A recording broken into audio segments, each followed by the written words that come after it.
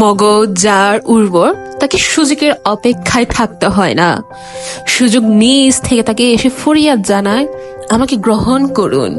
শহরের ভূগোল থেকে বেরিয়ে যেতে যেতে গল্পগুলো শয়ন পেতেছে ধুলোর রাস্তায়, নদীপথে ও গ্রামে। কিন্তু সেই গ্রাম আমাদের অতি ব্যবহারে ক্লিষ্ট খেয়ে খাওয়া মানুষের পরম সহিংস গ্রাম নয়। শহর ত্যাগ করতে করতে লেখক তার চোখে পড়িয়ে নিয়েছেন ম্যাগনিফাইং গ্লাস। স্বভাবতই এমন সব সত্য বেরিয়ে এসেছে যা আমাদের চিরকালীন কল্পনাকে ভেঙে চুরমার করে দিয়ে নতুন নতুন সত্যকে প্রতিস্থাপিত করে। মানুষের আজন্ম অপরাধ প্রবণতা, আত্মদংশন ও জৈবিক আলোড়ন প্রতিটা গল্পে উপজীব্য। জন্মান্ধ পুতুলের সত্য গল্পগ্রন্থটিও এর ব্যতিক্রম নয়। 7টি গল্পের যে রামধনু তিনি এঁকেছেন তাতে আলোর বিচ্ছুরণ যেমন আছে, তেমনি আছে রঙের বৈচিত্র্য ও কারুকাজ।